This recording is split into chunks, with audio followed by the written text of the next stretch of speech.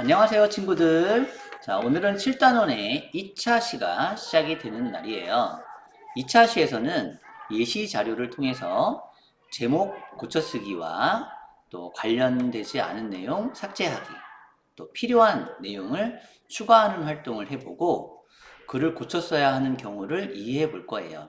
그리고 마지막으로 글을 고쳐 쓰면 좋은 점들이 어떤 점이 있는지 확인하면서 마무리하겠습니다. 우리 2단원의 고쳐쓰기는 여러분들이 실제 글을 쓰고 또 더 좋은 글을 만들 때 매우 유용한 팁들이 굉장히 많아요. 여러분들 끝까지 힘을 내서 들어주세요.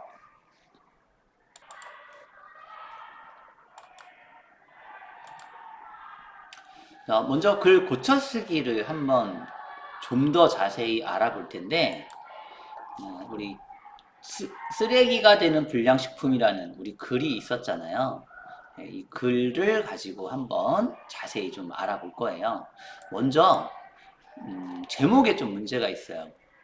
사실은 이 글은 불량식품을 먹지 말자는 건데 제목이 불량식품을 먹지 말자는 내용하고 조금 동떨어진 쓰레기가 되는 불량식품이라서 이게 쓰레기가 문제인지 불량식품이 문제인지 알 수 없거든요.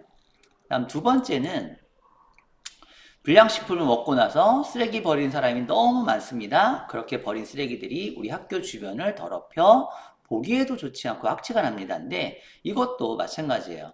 불량식품이 문제인데 지금 쓰레기 내용만 나와 있거든요. 그래서 니은 같은 경우도 조금 고쳐쓰기가 필요합니다. 자, 마지막으로 지난 시간에 말했지만 말이 안 되는 말이죠. 아무리 맛있어서 먹으면 안 됩니다. 네, 고쳐쓰기 해야 됩니다. 자, 그럼 이 부분들을 어떻게 고쳐 써야 할까? 자, 한번 알아볼 거예요. 자, 선생님이 고쳐 쓴 예시 자료를 보여줄 텐데, 먼저 제목을 고쳐 써야 되겠죠. 자, 제목은 어떻게 고쳐야 하냐면, 내가 주장하는 내용, 내가 꼭 이 글에서 말하고자 하는 가장 핵심적인 내용들과 관련이 있어야 돼요. 쓰레기가 나의 관심이 아니라 불량식품이 나의 관심이잖아요. 그렇다면 제목을 이렇게 바꾸는 게 좀 더 좋겠죠. 건강을 해치는 불량식품 또는 불량식품을 먹지 맙시다. 이것도 좋은 제목이 될 수 있습니다. 어쨌든 불량식품이 주인공이 되는 제목이어야 하는데 고쳐 쓰기 전에 글은 쓰레기가 되는 불량식품이라서 쓰레기 버리는 게 문제인지 불량식품을 먹는 게 문제인지 알 수 없는 제목이에요. 자, 그리고 두 번째는 이 니은 부분이거든요. 불량식품을 먹고 나서 쓰레기를 버리는 사람이 많습니다. 그렇게 버린 쓰레기들이 학교 주변을 더럽혀서 보기에 좋지 않고 악취가 납니다. 근데 사실 이 부분은 내가 중요하게 말하고 싶은 내용과는 관련이 없습니다. 삭제가 되는 거예요. 그래서 결국은 불량식품을 먹지 맙시다가 오고 바로 이어서 그 뒤에 부분에 글이 오는 거죠. 불량식품에 무엇이 들어갔는지 그리고 유통기한은 언제인지 정확히 적혀 있지 않습니다. 불량식품을 먹으면 해로운 물질이 몸에 들어가 병에 걸리기 쉽습니다. 이렇게 바로 들어오시면 됩니다. 그러다 보니까 글이 너무 짧아졌잖아요. 짧아진 부분에 필요한 내용을 추가하는 거예요. 그래서 디귿이 들어온 겁니다. 그리고 유통기한을 알 수 없어 신선하지 않은 식품을 먹게 될 수도 있습니다. 그래서 이렇게 해서 불량식품을 먹지 말아야 되는 이유를 한 가지 더 추가한 겁니다. 자, 그리고 마지막은 요거죠. 아무리 맛있어서 먹으면 안 됩니다. 이건 말이 안 되잖아요. 앞뒤, 무슨 말인지 알 수도 없어요. 그래서 이건 바르게 고쳐 써야 되죠. 그래서 아무리 맛있어도 먹지 말아야 합니다. 라고 이렇게 고쳐 쓰시면 됩니다.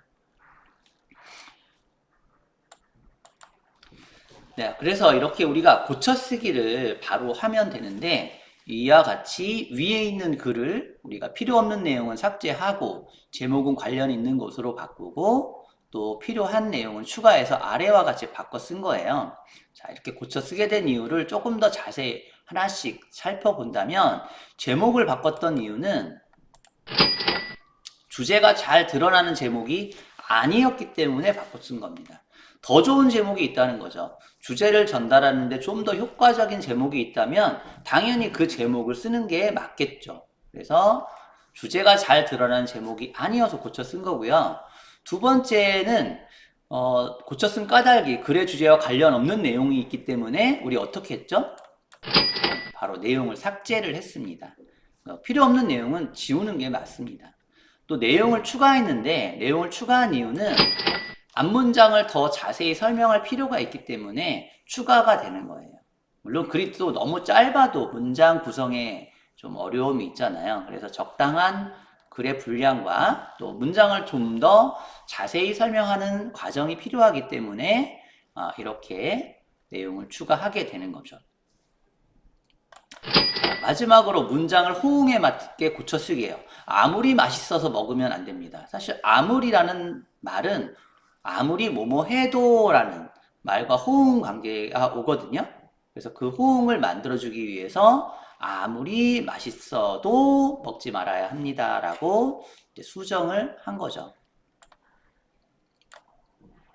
자, 우리가 이렇게 글을 고쳐 써야 되는 경우를 살펴보면 이런 경우가 있잖아요. 전자우편을 보내기 전에 이렇게 메일을 보냈는데 한 번 더 읽어보면 좀 잘못 쓰는 경우가 있어요. 특히 이렇게 타자를 치는 경우에는 좀 빠르게 타자를 치다 보니까 오자, 탈자 이런 게 좀 많이 발생합니다. 그래서 꼭 필요하죠. 또 선생님께서 내가 쓴 글에서 맞춤법 틀린 경우, 일기장 검사라든지 뭐 숙제 검사 같은 거 할 때 틀린 글자 많거든요. 이런 것들도 고쳐 쓸 필요가 있는 겁니다. 또 그렇게 고쳤으면 어떤 점이 좋을까요? 네. 읽는 사람이 더 이해하기 쉬운 글이 되는 거예요. 잘못된 글자로 인해서 잘못된 정보가 전달될 수도 있고요. 또는 내용을 이해하지 못해서 황당한 글이 될 수도 있습니다. 그래서 우리가 읽는 사람을 위해서 고쳐쓰기는 매우 중요한 방법이 될 수 있는 거예요.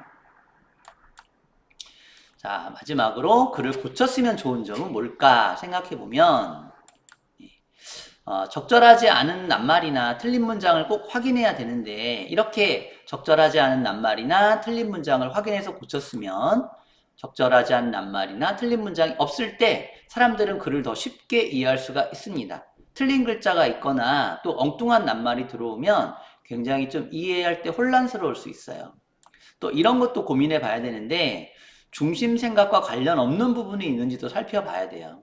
우리 아까 쓰레기를 먹지 말 불량식품을 먹지 말자인데 쓰레기 내용이 나오니까 이게 도대체 쓰레기 문제인지 불량식품 문제인지 혼동이 되잖아요. 그럴 때는 군더더기 없는 글을 쓰게 되기 때문에 삭제를 하면 자신의 생각을 더 잘 전달할 수 있기 때문입니다. 자, 더 필요한 내용이 있는지도 생각을 해봐야 돼요. 사실은 우리가 글을 한번 쓰면 그냥 끝나는 경우가 굉장히 많은데요. 읽어보다 보면 여기에 좀 이런 내용이 좀 들어가면 좋겠다. 이런 내용이 들어가면 조금 더 효과적이지 않을까라는 생각이 있을 수 있거든요. 그래서 이렇게 고쳐 쓰게 되면 필요한 내용을 더 쓰면 자세하고 내용이 풍부해져서 상대방에게 내가 원하는 것을 전달할 때 조금 더 도움이 되는 겁니다. 자, 오늘 교과서 276쪽, 277쪽 활동 마무리 하겠습니다. 등교 수업 시에 선생님이 교과서 검사하는 거 잊지 마시고 꼭 해주시기 바라요. 네, 이번 2차 시에서는 예시글을 통해서 글의 제목도 바꿔봤고요. 또 필요 없는 내용 삭제도 또 해봤고, 또 필요한 내용을 추가도 해보고, 잘못된 호응에 있는 문장을 고쳐 쓰기도 해봤습니다. 네, 276쪽부터 277쪽까지 활동 꼭 마무리 해주시고, 우리 수업 마치도록 할게요. 모두 안녕!